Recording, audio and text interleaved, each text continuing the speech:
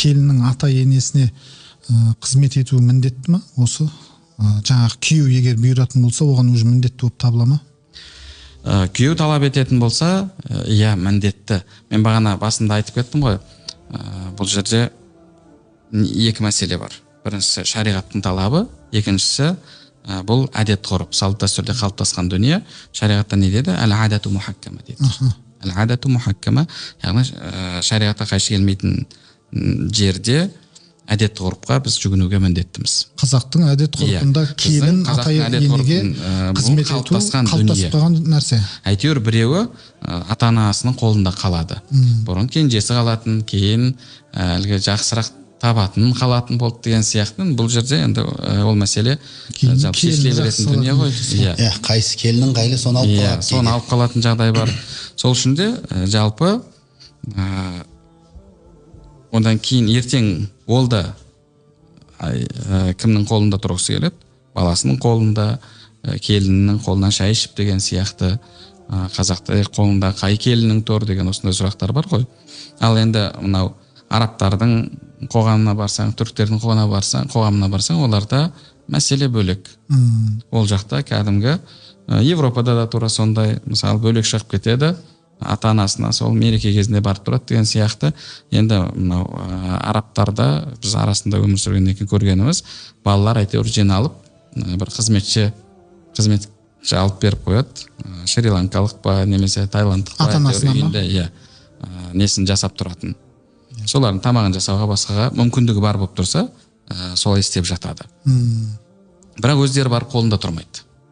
Оларда өзі үйленген күннен бастап бірден өздерінің жеке пәтеріне шығып кетеді. Сондай бір үрдіс қалыптасқан. Ал бізде ондай емес. Бізде тіпті еншісін берді дейді бірінші, қолында тәрбиелеп, әдетте солай болған ғой.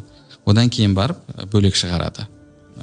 Немесе бағанағы екінші бала үйленген кезде тұңғышы еншісін алып шығады деген сияқты.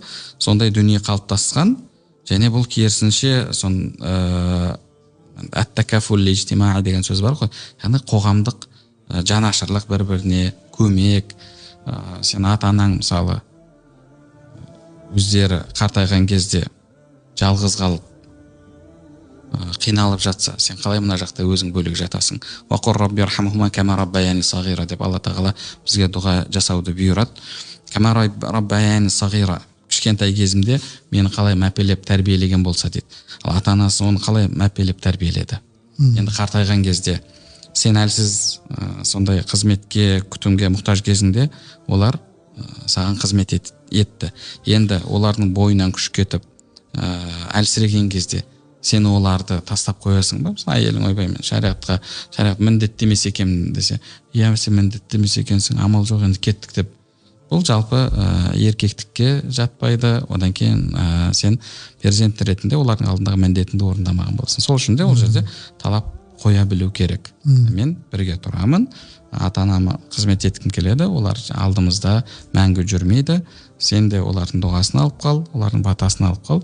Ертең Алла тағала саған сондай келінді нәсіп етеді деп, оған дұрыстап түсіндіріп, бір жағынан түсіндіріп,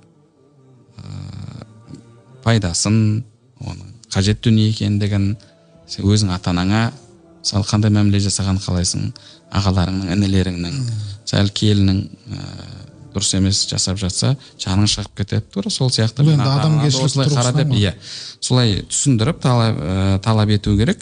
Оған әйел адам бағынуға міндетті. Жаңағы әл-адату мухаккама қағидасына негізделе отырып, әйел адам өзінің ерінің ата-енесіне қызмет күйеуіне бағынуға міндетті. Біріншіден бұл тікелей шариғаттың бұйрығы, міндетті, және басым көпшілік ғұламалардың көзқарасы бойынша күйеуіне қызмет етуге де міндетті. Осыны қояйын деп отырмын, ұстаз. Қазір ата-енеге қызмет ету енді кейбір ғұламалардың көзқарастары бар шығар. Ол міндетті, тек қана бір нәрсеге міндетті. Күйеуіне де қызмет етпейтін. Оған тек бір нәрсеге міндетті. Қазір әйелдер шығып жатыр. Бағанағы төсек қатынас талап етсе, соған міндетті, қалған еш нәрсеге міндетті емес. Кірін жууға, нәскиін жууға міндетті емеспін дегендер шығар. Нәскиін жууға міндетті емес, нәскиін жуса самооценкасы түсіп кетеді деген сияқты. Одан кейін әлгі еш нәрсеге міндетті емес дейді.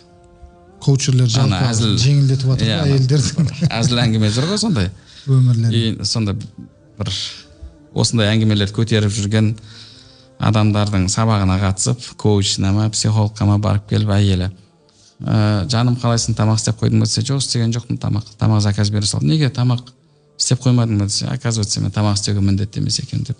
Ертең киетін киімім жұмысқа келіп баратын. Жоқ, оны өзің жуып ал да өзің үтікте, оказывается мен оған міндетті емес екенмін деп. Сонда күйеуі жақсы, онда сен оған міндетті емес болсаң, онда мен де бір әйелмен тұруға міндетті емеспін деп өзі кухняға кіріп бара жатса, әйелі әзілді түсінбейді екенсіз деп жүгіріп кухняға кіріп бара жатыр дейді ғой. Иә. Сол сияқты бұл жерде егер ондай мәселе бұл жерде міндетті негізі мынаған мен міндеттімін бе, міндетті емеспін бе деп күйеуі мен әйелінің арасындағы қарым-қатынас ол жұмысшы мен қызметкердің арасында, жұмысшы мен бастығының арасындағы қарым-қатынас сияқты болмау керек та. Бұл жалпы бұл түсінікті мәселе. Ал енді міндетті ме? Міндетті. Пайғамбарымыз саллаллаху алейхи уассаламға Фатима анамыз Алланың елшісі, әкешім, мен қиналып кеттім, үйдің ішкі жұмыстары бар, және сыртта Алидің атын күтемін, оның шөбін беремін, тағы да басқа қыламын, маған бір қызметші алып берші деген кезде пайғамбарымыз саллаллаху алейхи вассалам айтты, ол атына өзі қарасын. Жарайды, енді ол атын қарау, басқа қылу, ол сыртқы жұмыстарды өзі істесін, бірақ ішкі жұмыстарды сен істейсің деп пайғамбарымыз саллаллаху алейхи вассалам оған ешқандай қызметші алып берген жоқ. Ол сенің міндетің деді былайша айтқанда. Сол үшін де ол қызмет етуге негізі міндетті.